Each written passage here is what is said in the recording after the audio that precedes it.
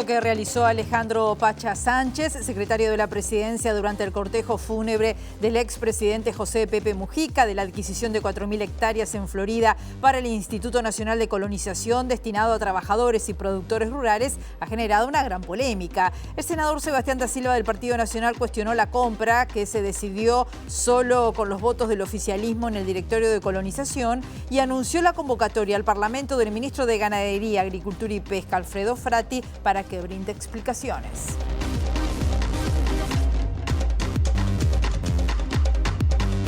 ¿Cómo están? Bienvenidas, bienvenidos a MBD Noticias. Comenzamos con la información con 22 grados a esta hora. Una jornada que va a seguir con el cielo nuboso y cubierto, con una probable formación de tormentas aisladas y los vientos soplando del sector norte entre 10 a 30 kilómetros por hora, con rachas de 40 kilómetros por hora. Estamos viendo las cámaras del Centro de Gestión de Movilidad de la Intendencia de Montevideo, en Polonia, entre Ecuador y Holanda. Hay obras de saneamiento hasta las 0 hora. En Rocha, entre Martín García y Amézaga, también obras de saneamiento. Y República, entre Paysandú y Daniel Muñoz, también obras de saneamiento.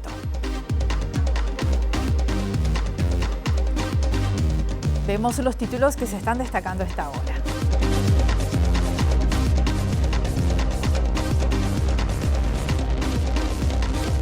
La Asociación Civil El Orden Profesional, que integra la directiva de la Caja de Profesionales, rechazó el proyecto del Poder Ejecutivo destinado a sanear la institución.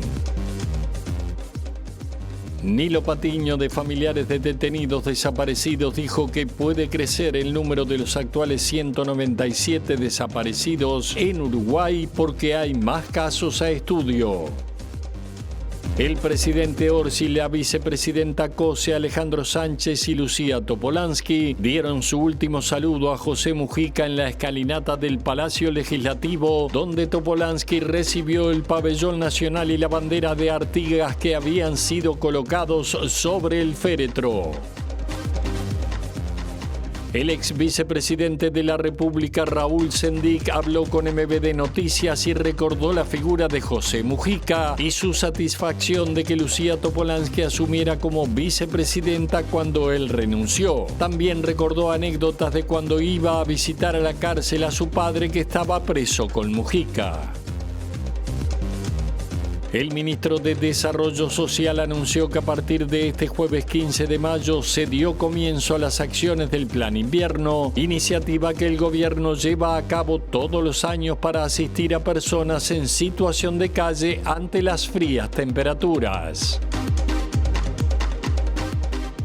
A partir del próximo 1 de junio, los ciudadanos de Brasil, Argentina, Chile, Perú y Uruguay podrán ingresar a China sin necesidad de visado para estancias de hasta 30 días.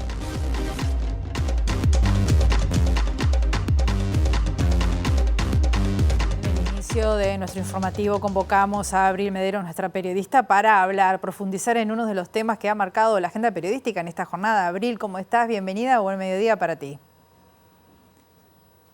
Muchas gracias, Rosina. Buen mediodía para todos y todas. Exacto, estamos hablando de esta compra que está realizando el Instituto Nacional de Colonización por unas 4.400 hectáreas de campo en el departamento de Florida, en lo que el secretario de Presidencia, Alejandro Sánchez, denominó o atribuyó a un honor hacia el expresidente José Mujica tras su fallecimiento. Recordemos este anuncio que realizó el propio Pacha Sánchez ayer en el marco del cortejo fúnebre de Pepe Mujica, y que luego estos detalles fueron ampliados por el diario El País. Estamos hablando de una compra de unos 32 millones de dólares aproximadamente. Y bueno, a razón de esta compra es que la oposición decidió convocar al ministro de Ganadería, Alfredo Frati, para conocer cuál es la naturaleza de esta compra. Al respecto hablamos más temprano con el senador del Partido Nacional, Sebastián da Silva,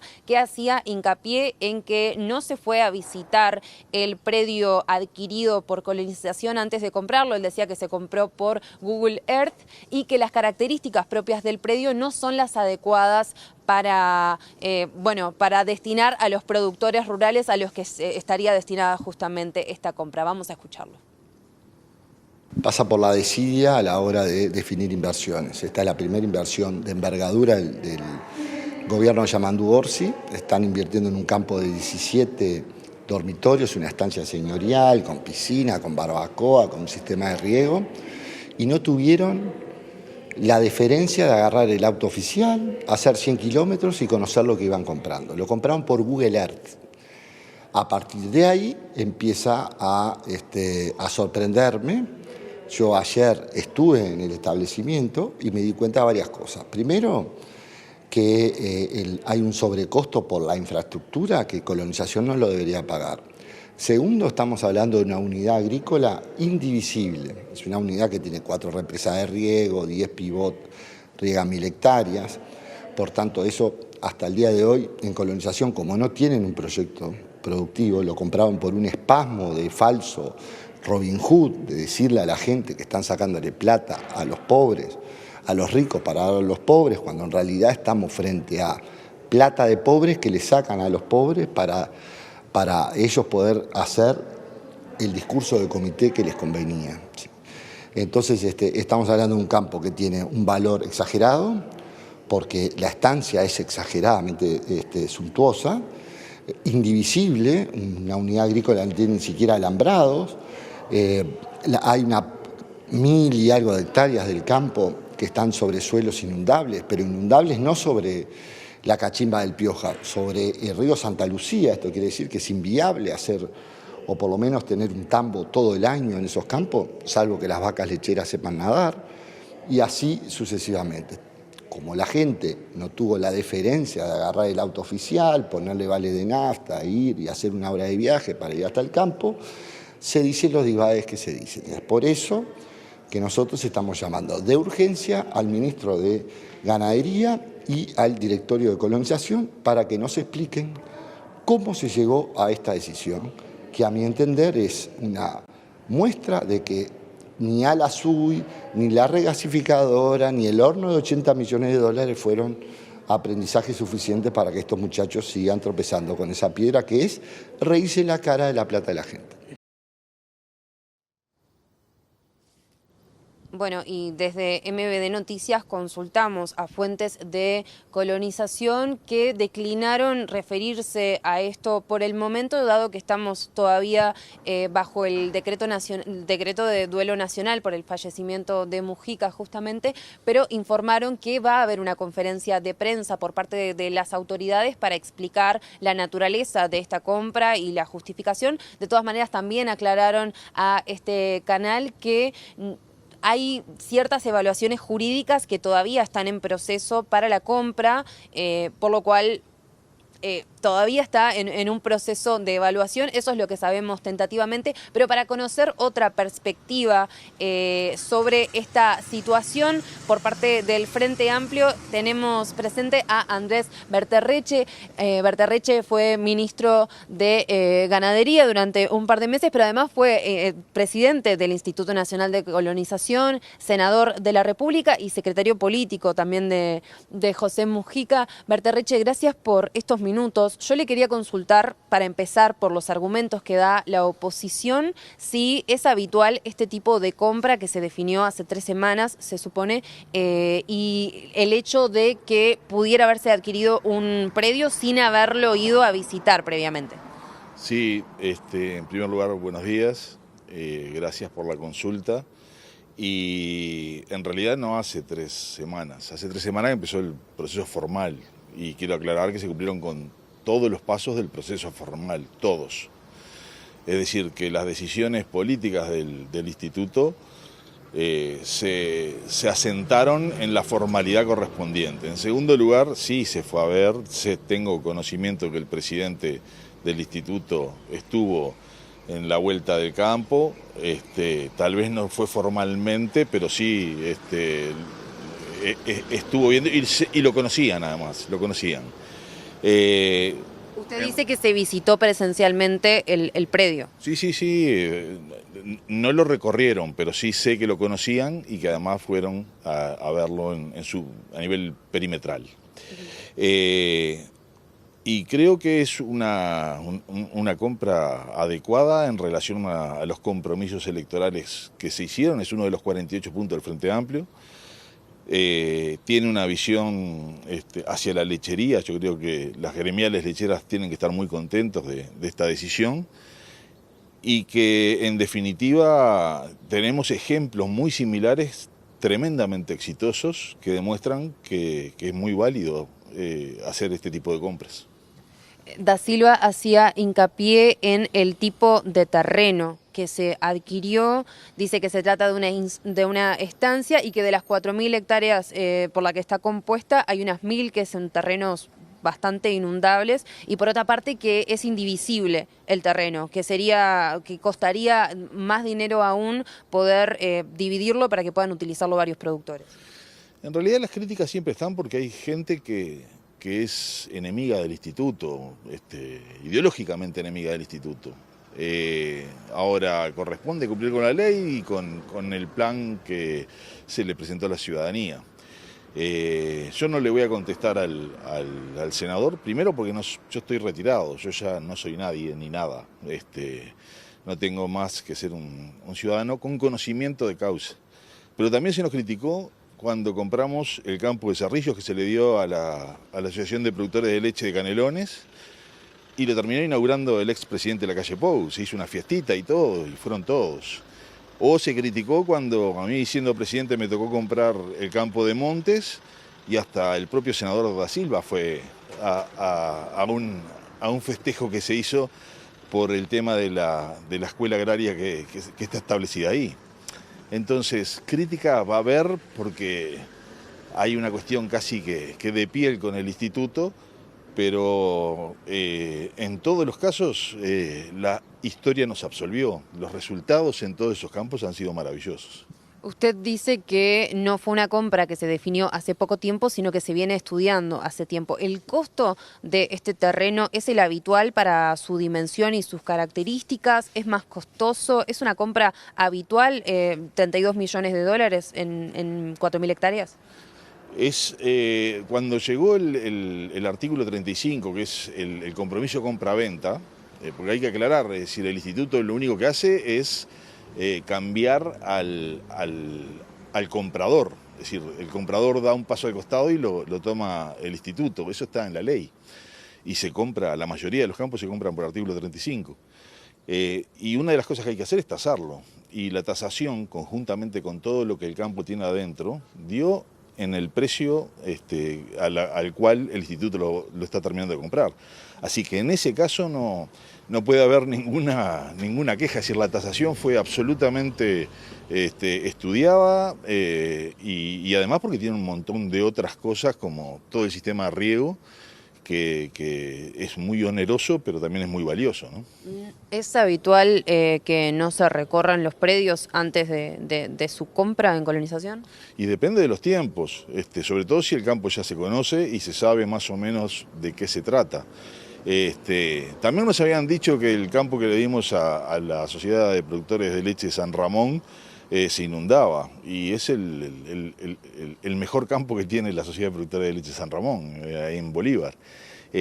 Por supuesto que hay que tener cuidados y hay que hacer inversiones y un montón de cosas, pero yo creo que la decisión fue pensada en el desarrollo rural, en los productores familiares y fundamentalmente en la lechería. Yo insisto, las gremiales lecheras tienen que estar muy contentas porque el instituto atiende lo que ellos mismos además reclaman. Y creo que además la decisión de los actuales jerarcas es muy atinada, muy pensada y con mucho sentido común. No es nada a lo loco ni nada casual. Ya antes de asumir ya sabían que este campo estaba a la venta y les interesaba la posibilidad de que pasara por el instituto. Cuando se vendió y pasó por el instituto, tomaron la decisión de comprarlo por artículo 35. Así que yo lo veo muy sólido y los resultados van a ser muy buenos. Yo solamente quiero referirme a un campo muy parecido que se compró un poco antes de mi presidencia por el directorio anterior en Timote, que hoy es la colonia Reglamento de Tierras. Por ahí nunca había entrado un camión de leche, jamás. Hoy esos productores que están ahí, que andan en el entorno de los 25, con sus familias, producen 12 millones de litros de leche al año que se remiten a la planta industrial de San Ramón de Conaprole. Si hay alguien que puede decir que económicamente, ya no lo social, que es increíble, por ejemplo, el cambio en la escuelita rural de Timote, pero en lo económico, nos aburrimos de oír de los tambos que se cerraban y ahora se quejan por los tambos que se pueden abrir. Es raro. Berterreche, ya para cerrar, usted fue una persona cercana a Mujica como su secretario político. ¿Cómo ha vivido estos días de duelo nacional y el fallecimiento? No por esperado, fue menos doloroso. Eso es lo primero. Lo segundo es que la mejor manera de honrar es seguir haciendo lo que estamos convencidos que hay que hacer, y esto que estamos haciendo en este momento es parte de esa honra que a mí me corresponde. Muchísimas gracias. No, gracias a ustedes. Bueno, como le decía, compañeros, vamos a tener novedades seguramente de las propias autoridades del Instituto de Colonización la semana próxima, ya cuando concluya el duelo nacional, respecto de esta compra que mencionábamos. Muy bien, muchas gracias, Abril. El próximo martes 20 de mayo se va a realizar la 30ª edición de la Marcha del Silencio, organizada por la Asociación de Madres y Familiares de Detenidos Desaparecidos. En esta oportunidad, la consigna será 30 veces nunca más, sepan cumplir, dónde están.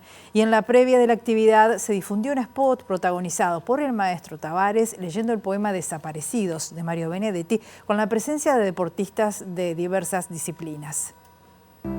Están en algún sitio, concertados, desconcertados, sordos,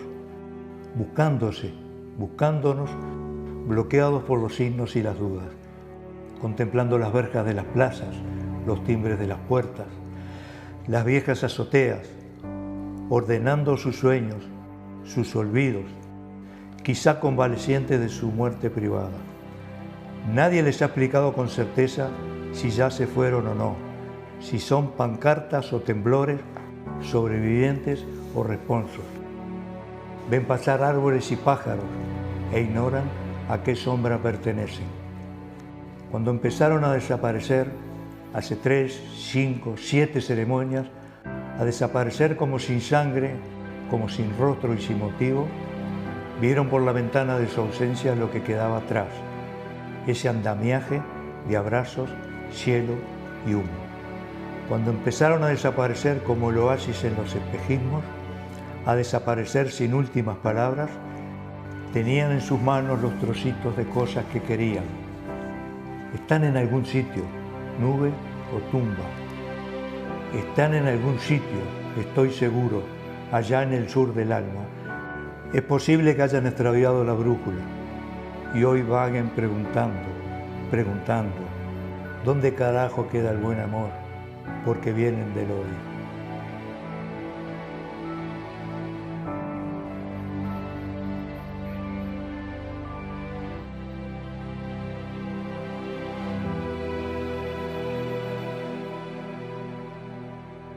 Patiño, de Familiares de Detenidos Desaparecidos, dijo hoy que puede crecer el número de los actuales 197 desaparecidos en Uruguay porque hay más casos a estudio. El también investigador dijo que tiene expectativas sobre acceder a la verdad en esta nueva administración y señaló que Mujica fue un actor negativo en este tema, llegando a decir que las viejas estaban buscando unos huesitos o que el afán de justicia de familiares buscaba venganza.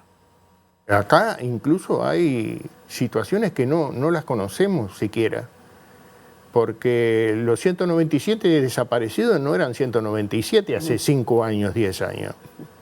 Se fueron incorporando porque hay una parte que se desconocía de quiénes habían desaparecido, porque las familias incluso no habían denunciado. Hay situaciones incluso de gente que no tenía mucha familia y que fue falleciendo, y casos que están a estudio y que muy probablemente se puedan incorporar. Patiño habló que tienen expectativas que el gobierno de Orsi acceda a los archivos del Estado sobre el tema, algo que hasta ahora no se ha hecho. Señaló que la fórmula gobernante, siendo intendentes, colaboraron en la búsqueda de restos de desaparecidos. Consultado por la frase de Mujica que la verdad se sabría cuando mueran los protagonistas, Patiño dijo que no comparte esa afirmación. Y Mujica fue un actor negativo en este tema. Y hay que decirlo, porque no hay por qué ocultarlo. Uno puede evaluar a Mujica en otros planos. Y no es, creo que el momento de decir un montón de cosas, pero no nos olvidemos de que siempre fue muy reacio a investigar y a los derechos humanos. Y que en concreto, en relación a los familiares, siempre fue muy punzante, llegando a decir, por ejemplo, que las viejas buscaban unos huesitos, o llegando a decir de que el afán de justicia de madres y familiares tenía un sentido de venganza. El presidente de la República, Yamandu Orsi, la vicepresidenta Carolina Cose, el secretario de la Presidencia, Alejandro Sánchez, y la ex vicepresidenta Lucía Topolansky dieron su último saludo a José Mujica en el Palacio Legislativo, donde Topolansky recibió el pabellón nacional y la bandera de Artigas que habían sido colocados sobre el féretro. Los cantautores Mario Carrero, Eduardo Larbanois, Numa Moraes interpretaron a Don José en homenaje a Mujica, acompañados por la multitud presente. Ven a ese criollo rodear, rodear. Los paisanos le dicen mi general. Los paisanos le dicen mi general. Va alumbrando con su voz la oscuridad y hasta las piedras saben a dónde va, y hasta las piedras saben a dónde va. Con libertad no ofendo ni temo que Don José, oriental en la vida y en la muerte también, oriental en la vida y en la muerte también.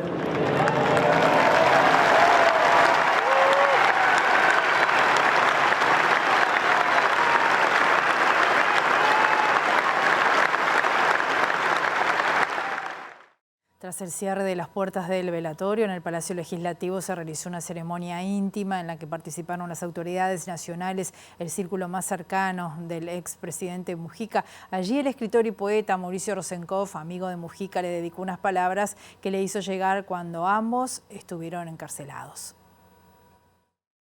Y ahí me da un poema inédito, dice, de Daniel Vidal, Colorado, director de nuestra revista Cuestión, por aquello de que la cuestión es entre la libertad y el despotismo, como enunciara don José Artigas. Y con tu permiso, Pepe, leo las 4 líneas finales del inédito de Daniel. Sangre mía, una gracia solamente te pido. Guía el humilde lápiz con que yo, el poeta, te escribe en esta noche sin velas ni luciérnagas. ¿Te acordás de aquellos días, Pepe? 11 años que vivimos aislados bajo tierra, sin vernos, sin libros. Reinventamos el Morse a golpe de nudillo, abriendo en el muro una ventanita a la vida. Fue por aquellos tiempos que les envié tecleando estas líneas. Y si este fuera mi último poema, insumiso y triste, raído pero entero, tan solo una palabra escribiría: compañero.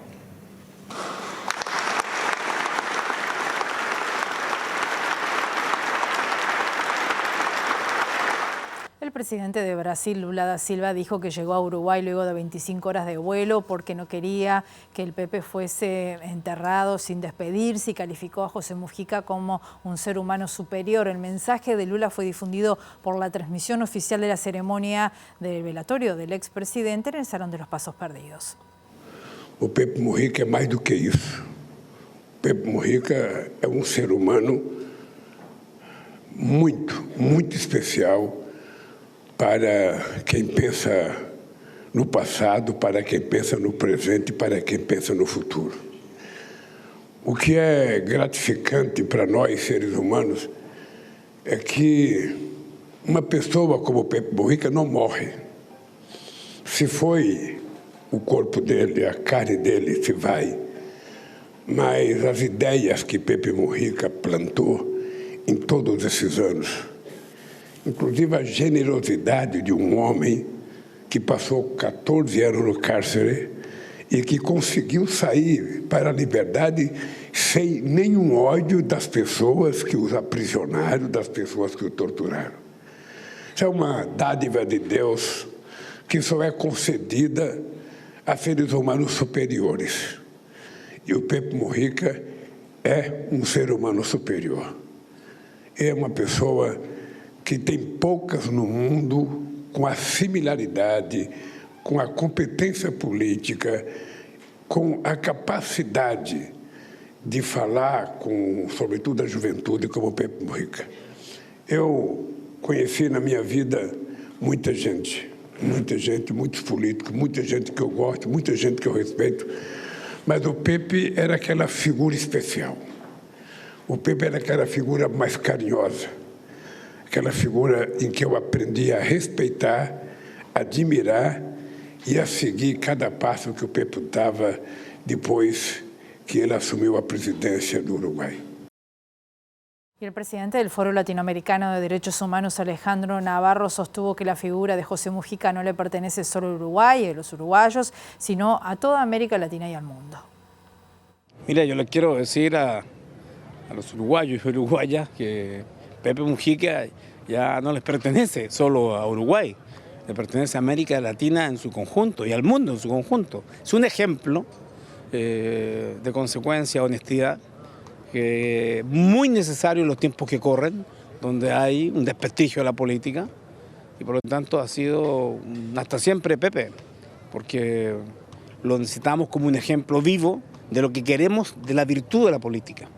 Así que era un deber estar aquí acompañándolo. Haciendo un recuento de mis fotos, tuvimos muchas posibilidades de conversar largo. Yo soy profesor de filosofía, pero Pepe me daba clases y nos daba clases de filosofía, de la vida, que es la filosofía real al fin del día. Y por tanto, creo que esto no ha sido una ceremonia de despedida, ha sido un hasta siempre. Esta plaza estaba llena de hombres y mujeres con los ojos humedecidos, para decirle un hasta siempre, Pepe, porque lo vamos a seguir necesitando cada vez que estemos en problemas sobre particularmente qué deben hacer los líderes. El presidente chileno estuvo acá, siempre lo tuvo de referencia a Mujica. ¿Cómo lo ve eso? Mira, yo creo que Pepe ha sido un maestro de presidente. Nunca le gustó ser presidente, nunca se acostumbró a hacerlo, pero ha dado lecciones a muchos presidentes, jóvenes, adultos y más adultos. Y por tanto está en la impronta de la historia de América Latina y va a ocupar por siempre un lugar muy destacado. El ex vicepresidente de la República, Raúl Sendic, habló con MB de Noticias, recordó la figura de José Mujica y su satisfacción de que Lucía Topolansky asumiera en ese entonces como vicepresidenta cuando él renunció. También recordó anécdotas de cuando iba a visitar a la cárcel a su padre, que estaba preso con José Mujica. Conozco toda esa historia porque yo desde muy chiquito empecé a visitarlos a ellos en las cárceles cuando estaban. Cuando los sacaron del penal de Libertad y los aislaron en los cuarteles, ahí empezamos mi hermano y yo, que teníamos 11 años, 9 años, 11 años, empezamos a visitarlo y conocimos las tremendas dificultades y la difícil situación por la que tuvieron que vivir y que aguantar. Fueron verdaderos héroes en lo que tuvieron que soportar, en las torturas, en el aislamiento. Increíble las cosas que Pepe, que mi viejo, que todo ese grupo de rehenes tuvieron que soportar, que hoy escuché que se resumieron un poco en el Palacio Legislativo, pero es imposible resumir todo lo que vivimos en esa época. Quienes estaban ahí y los que los visitábamos, que éramos muy chicos, nos tocó vivir esa situación. Y después a lo largo de la vida, cuando vino la democracia, cuando me acuerdo del encuentro de Pepe con mi viejo después de muchos años que habían estado separados, los abrazos, las conversaciones, las discusiones también, porque mi viejo era duro en las discusiones y muchas veces no tenían el mismo punto de vista. Valoro muchísimo el papel de Lucía. Lucía es una heroína, digamos, atrás de la figura de Pepe. Hemos tenido siempre una mujer que ha sido un sostén permanente y que tengo la satisfacción de que cuando renuncié a la vicepresidencia de la República me fui con 3 satisfacciones. Una es que me fui tan pobre como entré, más allá de todo lo que se dijo. 2, que me pude presentar a la justicia como cualquier uruguayo común y corriente, sin tenerle miedo a los fueros, sin protegerme en los fueros, como lo han hecho a partir de ahí muchos. Y la otra más grande todavía es que Lucía quedó de vicepresidenta de la República y jugó un papel impresionante como vicepresidenta de la República de Tabaré en aquel pedazo de periodo, la mitad de un periodo que le tocó asumir. Y la verdad que tengo un profundo respeto por Lucía y un enorme afecto y cariño, hablamos con mucha frecuencia. Ahora nos vamos a la Junta Electoral de Montevideo. Siguen los trabajos de escrutinio. Allí está nuestro periodista Juan Pablo Rodríguez. ¿Cómo estás, Juan Pablo? Bienvenido, buen mediodía. Rosina, buen mediodía para ti, desde luego para nuestros televidentes, tal cual lo dijiste, nos encontramos apostados en el barrio Bella Vista, aquí en la sede de la Junta Electoral de Montevideo, no solamente para hablar del escrutinio departamental, es decir, el definitivo aquí en Montevideo, sino, Rosina, porque tuvimos información a primera hora de la mañana de lo que está sucediendo en el departamento de La Valleja. Recordemos que de los 50.000 habilitados que tiene aquel departamento, la reñida elección entre Daniel Jiménez, representante del Frente Amplio, y Mario García, respectivamente, del Partido Nacional. El primer conteo, el escrutinio primario, arrojó una diferencia entre ambos a favor del candidato Frente Amplista de 116 votos y quedan por contabilizar 884 votos observados que, según informó José Garchitorena, ministro de la Corte Electoral esta mañana al equipo de MBD Noticias, se haría en el día de mañana. Hubo otro tema también en la elección en La Valleja, estamos hablando puntualmente de lo sucedido en el circuito 29 correspondiente a la ciudad de Minas y el extravío de los sobres amarillos luego del conteo. Con respecto a esto quiero informar que ni la Junta Electoral del Departamento de La Valleja ni posteriormente la Corte Electoral aquí en Montevideo impugnó, es decir, anuló lo que sucedió allí en el circuito 29 de la urna, es decir, que los votos sufragados allí son válidos. Rosina, eso es lo que sabemos al momento de lo sucedido en el Departamento de La Valleja, así que mañana habrá más novedades para este boletín. Por su parte, aquí en Montevideo también se está realizando, como bien decíamos al principio, el escrutinio departamental. Por eso vamos a hablar con Martín Prato, quien es presidente de la Junta Electoral de Montevideo. Y arranco preguntándole, Prato, en el conteo, según su experiencia, de los votos observados, ¿hay una tendencia para alguno de los partidos o se mantiene, digamos, lo que ya se venía leyendo, lo que ya venían arrojando las mesas? Bienvenido, buen mediodía. Bueno, bienvenido, muchas gracias por acercarte. a ti y a todos los compañeros. Quería antes que todo comenzar diciendo que han sido días de mucha angustia, de mucha tristeza para todos los que conformamos la Junta Electoral ante el fallecimiento de Pepe Mujica, nuestro expresidente. Por tanto, en nombre de toda la Junta Electoral de Montevideo, enviarle un saludo cálido a Lucía, al Movimiento de Participación Popular, al Frente Amplio y a todo el pueblo en general. Bueno, los votos observados generalmente se mantiene la tendencia de lo que es el escrutinio primario. Así que bueno, eso se va a realizar, el conteo, el escrutinio de los votos observados el día lunes a última hora o a principios del día martes. Y bueno, ahí definitivamente se va a saber el resultado total. ¿Qué está sucediendo aquí en Montevideo? ¿Qué porcentaje tenemos ya de votos escrutados? Y bueno, ¿y qué sucede en el municipio F, donde tenemos también la información de que los votos observados se estarían definiendo? Sí, exactamente. Nos quedarían 3 municipios por escrutar. En este momento estamos escrutando el municipio C. Posteriormente pasaríamos al municipio A y al municipio G. Y bueno, como te decía, en última instancia, los votos observados. Ha transcurrido desde el día martes que comenzamos con el escrutinio de forma totalmente natural. Por suerte ha transcurrido todo normal, los funcionarios han hecho la tarea con mucha profesionalidad y mucho compromiso, así que bueno, estimamos que el día martes estaríamos finalizando la tarea.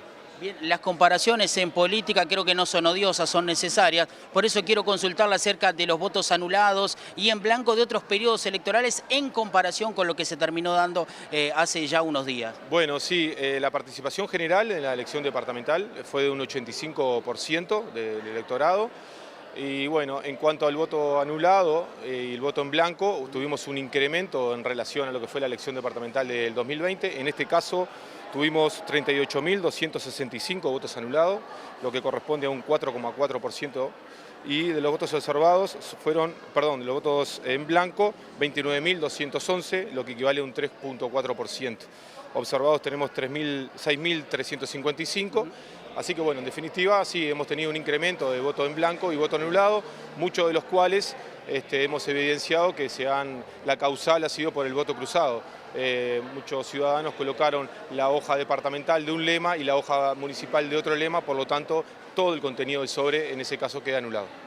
Prato, para ir redondeando, le consulto acerca de cómo es el procedimiento de conteo aquí donde vemos a muchísima gente realizando su labor. Exactamente, sí, hay más de 200 funcionarios electorales, más los delegados partidarios, cuestión que agradecemos a todos ellos por la tarea que realizan. Y bueno, el proceso en primera instancia, el domingo de la elección, se hace el escrutinio primario, que lo hacen los miembros de las comisiones receptoras de votos, que son 3 miembros. Posteriormente se hace el escrutinio departamental, que es el que estamos realizando ahora. Hay 14 mesas escrutadoras, conformadas por 5 funcionarios. Es importante que se sepa que bueno, cada una de las mesas tiene contralor político, eso significa que los funcionarios son de distinto partido político, porque aquí la afiliación se tiene que decir. Y más a eso también sumarle de que están los delegados partidarios, lo cual hace que nuestro sistema electoral sea un sistema seguro, un sistema que da garantías para todos y bueno, por eso es que somos un ejemplo a nivel de la región y a nivel internacional. Ahí en el escrutinio departamental se separan los votos anulados, se corrobora que estén bien anulados, que la comisión receptora de votos el día domingo haya trabajado de manera eficaz, lo mismo con los votos en blanco y con los votos al lema. Y bueno, como te dije en primera instancia, los votos observados se van a escrutar el último día del escrutinio. Bien, Prato, le agradecemos estas palabras para MBD Noticias. Bueno, siempre a las órdenes, gracias a ustedes. Rosina, estas son las novedades desde la Junta Electoral de Montevideo. Volvemos contigo a estudios. Segundo bloque de MBD Noticias, continuamos con la información con 22 grados a esta hora aquí en Montevideo. La Asociación Civil El Orden Profesional, que integra la directiva de la Caja de Profesionales, rechazó el proyecto del Poder Ejecutivo destinado a sanear la institución. Entienden que la iniciativa castiga activos y pasivos, propone subas de aportes, una nueva carga para jubilados y recortes de beneficios a los afiliados. El Poder Ejecutivo propuso una compensación desde el Estado sujeto a lo que se recaude de un impuesto nuevo a los jubilados, que no es viable. Por lo tanto, tiene que acercarse mucho más porque no hay posibilidad de extraer, si me permiten la expresión, más a jubilados y activos de lo que ya se les ha extraído. Bien, y otro de los puntos que usted mencionaba tiene que ver con que las personas declaradas en un ejercicio pasen a aportar, que hasta ahora no lo hacen. Bueno, las personas, los profesionales que están declarados en no ejercicio trabajan en algún lado y muchos de ellos lo hacen en función de su profesión. ¿Qué pasa? Que se aporta menos a través del BPS.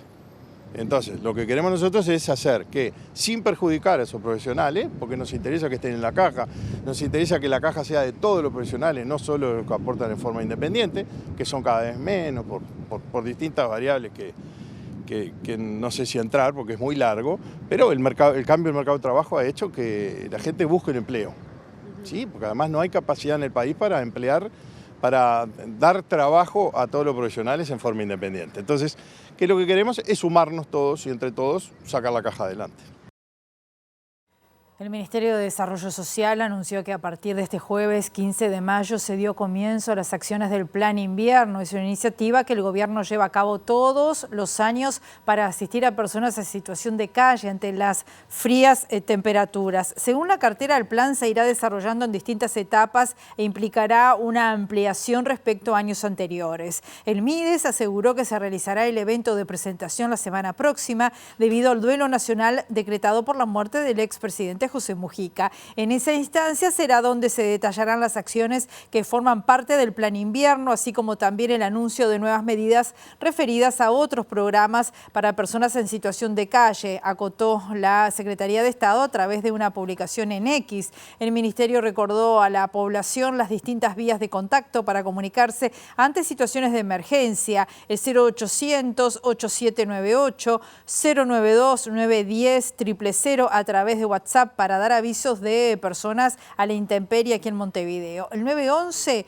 para dar aviso de personas a la intemperie en el interior del país o en casos de emergencia. El 105 es la línea SAME para dar aviso si la persona requiere atención sanitaria. Y 0800 5050 es la línea azul del INAU para dar aviso ante niñas, niños o adolescentes a la intemperie. En la previa del Día de la Madre se instaló en la Plaza Cagancha una feria de mujeres artesanas que se llama Femiferia. Es una muestra destinada a que diferentes colectivos de Montevideo y el área metropolitana expongan allí y comercialicen sus productos. Los emprendimientos estarán abiertos hasta las 18:30 de hoy viernes. La Femiferia reúne a 50 emprendedoras, en su mayoría mujeres, jefas de hogar y también disidencias, migrantes y afrodescendientes, y cuenta con el apoyo de la Intendencia de Montevideo y el municipio B. Femiferia surge en la época de la pandemia como movimiento social y disidencias porque había una necesidad de juntarse a las mujeres y las disidencias.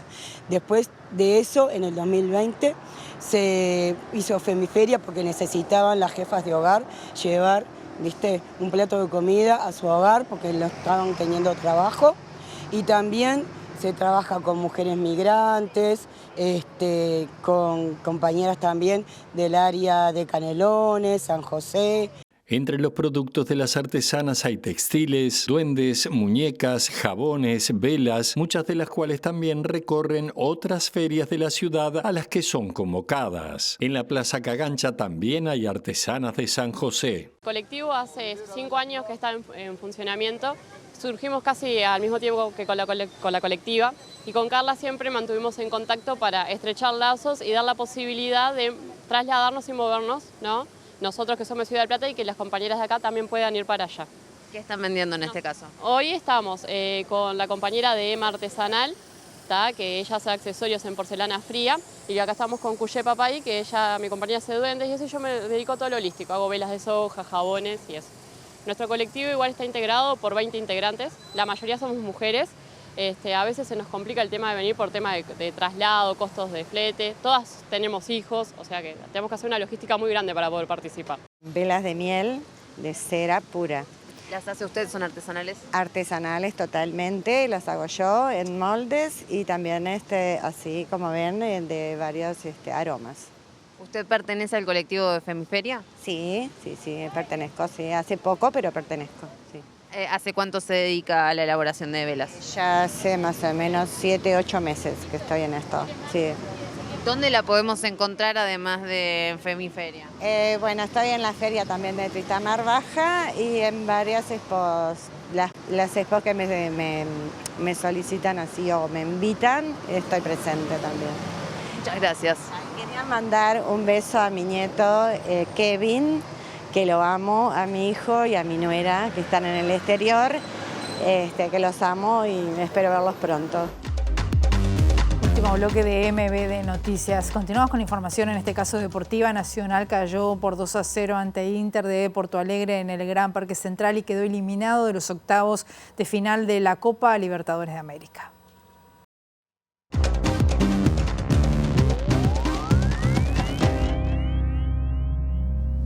El presidente colombiano Gustavo Petro presentó este viernes en Shanghái una solicitud formal para ingresar al nuevo Banco de Desarrollo de los BRICS, el bloque de economías emergentes encabezado por Brasil, Rusia, India, China y Sudáfrica. Esto es visto por Colombia como una alternativa al Fondo Monetario.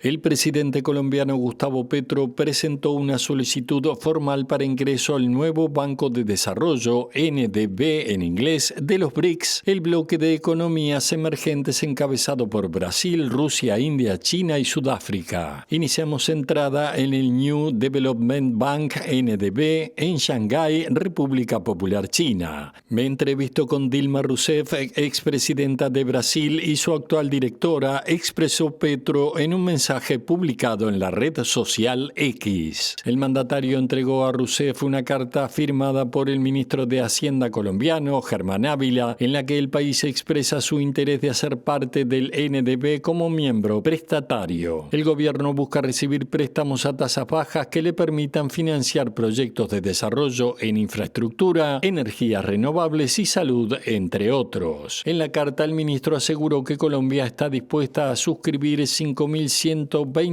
acciones del capital autorizado del nuevo Banco de Desarrollo, de las cuales 4.100 corresponden a acciones exigibles como garantía y 1.025 corresponden a acciones pagadas en efectivo. El gobierno de Petro ve posible el ingreso al banco como un paso estratégico hacia la diversificación de las fuentes de financiamiento internacional y la consolidación de alianzas con economías emergentes. El NDB representará para el país una alternativa concreta a las instituciones financieras tradicionales como el Fondo Monetario Internacional o el Banco Mundial. La adhesión a esta entidad le permitirá a Colombia acceder a créditos con condiciones favorables y fortalecer su capacidad de respuesta frente a desafíos como el cambio climático o las crisis económicas globales, agregó la información. Esta solicitud fue presentada apenas unas horas después de que Estados Unidos anunciara que se opondrá enérgicamente a la financiación de proyectos y próximos desembolsos por parte del Banco Interamericano de Desarrollo y de otras instituciones financieras multilaterales para empresas controladas por China en Colombia y otros países de la región.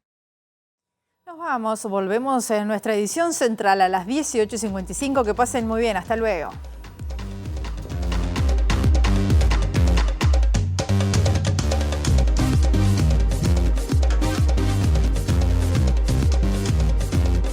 Asociación Civil El Orden Profesional, que integra la directiva de la Caja de Profesionales, rechazó el proyecto del Poder Ejecutivo destinado a sanear la institución. Nilo Patiño, de familiares de detenidos desaparecidos, dijo que puede crecer el número de los actuales 197 desaparecidos en Uruguay porque hay más casos a estudio. El presidente Orsi, la vicepresidenta Cose, Alejandro Sánchez y Lucía Topolansky dieron su último saludo a José Mujica en la escalinata del Palacio Legislativo, donde Topolansky recibió el pabellón nacional y la bandera de Artigas que habían sido colocados sobre el féretro. El ex vicepresidente de la República, Raúl Sendic, habló con MBD Noticias y recordó la figura de José Mujica y su satisfacción de que Lucía Topolansky asumiera como vicepresidenta cuando él renunció. También recordó anécdotas de cuando iba a visitar a la cárcel a su padre, que estaba preso con Mujica. El ministro de Desarrollo Social anunció que a partir de este jueves 15 de mayo se dio comienzo a las acciones del Plan Invierno, iniciativa que el gobierno lleva a cabo todos los años para asistir a personas en situación de calle ante las frías temperaturas. A partir del próximo 1 de junio, los ciudadanos de Brasil, Argentina, Chile, Perú y Uruguay podrán ingresar a China sin necesidad de visado para estancias de hasta 30 días.